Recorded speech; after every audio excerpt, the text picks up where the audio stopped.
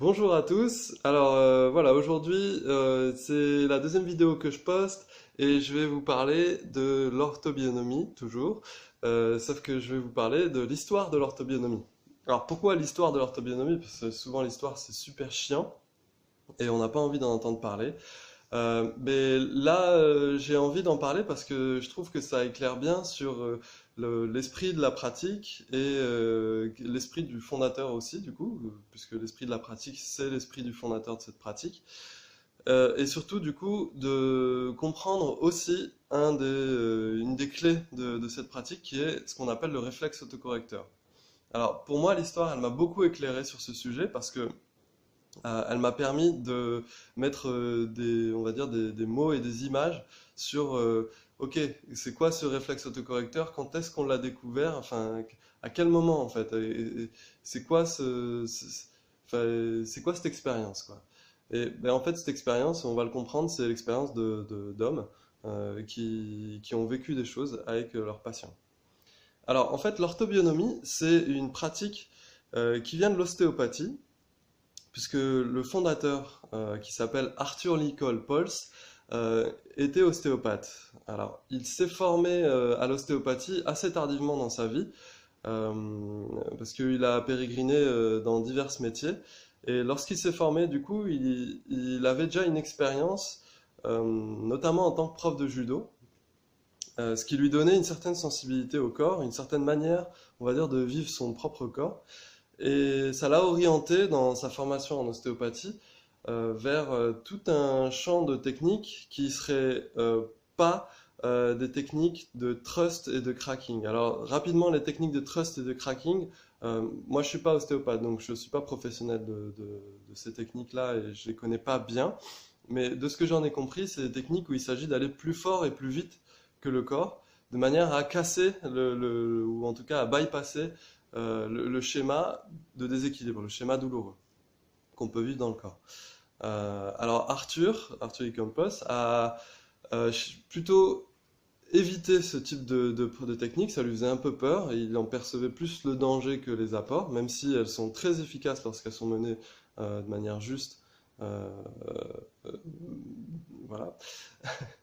Et, euh, et en fait, lui, il s'est plus orienté vers tout le champ des techniques plus douces. Et il a un peu suivi son intuition dans cette recherche et il est tombé un jour sur un papier qui a été écrit par un ostéopathe américain qui s'appelle Dr. Lawrence Jones et ce papier l'a marqué. Ça lui a fait un peu comme un tilt du genre ah oui, c'est là où j'ai envie d'aller en fait. C'est cette voie-là que j'ai envie de suivre.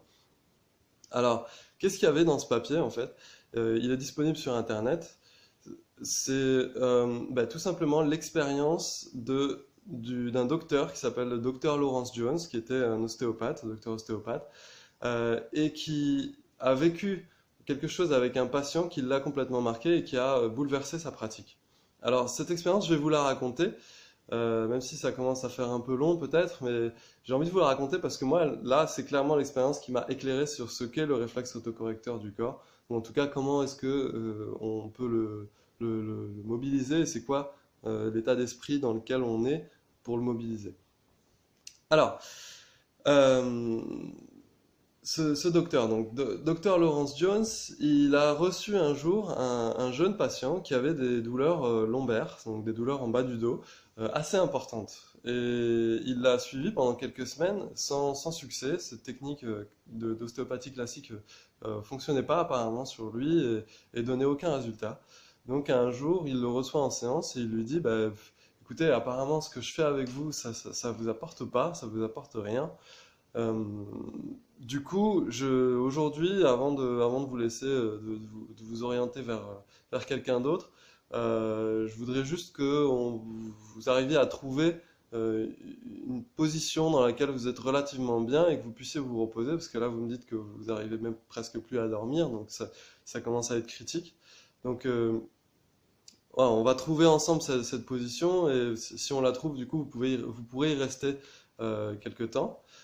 Alors c'est ce qu'ils ont fait, ils ont cherché ensemble, donc ils ont tâtonné en fait pour trouver la position dans laquelle le jeune se sentait relativement bien, en tout cas sans douleur. Ils l'ont trouvé, c'était une position un peu bizarre, bizarroïde sur un ballon, quelque chose qu'on prend pas du tout, une position qu'on prend pas du tout au quotidien en fait. Euh, et il l'a laissé comme ça une vingtaine de minutes, il est parti faire autre chose. Et à sa grande surprise, en revenant, le jeune s'était libéré de 80 à 90% de sa douleur et avait retrouvé une mobilité qu'il n'avait jamais eue depuis son suivi. Alors, à partir de là, son expérience a complètement chamboulé sa pratique. Enfin, à partir de là, il s'est mis à faire des recherches dans ce sens-là avec tous ses patients et il a du coup développé une pratique qui existe encore aujourd'hui qui s'appelle strain counter strain en anglais. Euh, alors maintenant, pour revenir à l'orthobionomie et à Arthur Licopols, Arthur, lui, a été très touché par ce papier, du coup, par ce témoignage, et a cherché à rencontrer cet ostéopathe, et l'a rencontré.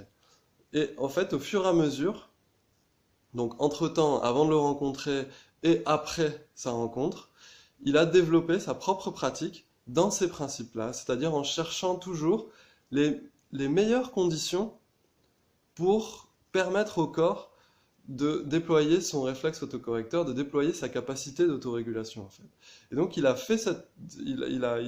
travaillé dans cette optique-là et il a déployé d'abord il a nommé cet ensemble de techniques euh, en anglais c'est phase reflex technique, donc c'est technique de réflexe de phase, un truc comme ça, enfin, c'est bizarre en français mais en gros, c'est pour dire que c'est des techniques qui vont aller stimuler le réflexe selon des phases, c'est-à-dire selon des niveaux de profondeur dans le corps.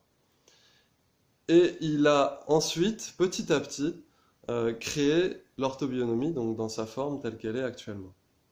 Alors, je ne vais pas en dire plus parce que la vidéo fait déjà presque 7 minutes et ça fait long.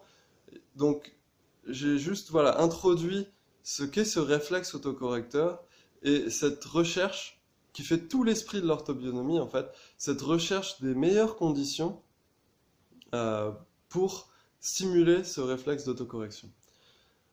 Alors voilà, ça m'a énormément touché, à la fois de lire cette histoire et du coup dans toute ma pratique, c'est ce qui fait vraiment, je pense, ce qui me fait vibrer le plus, c'est de venir s'intéresser aux meilleures conditions pour que le corps puisse réaliser son action parce on peut appeler ça autocorrection, on peut appeler ça guérison, on peut appeler ça libération, on peut appeler ça voilà, enfin, par plein de termes en fait.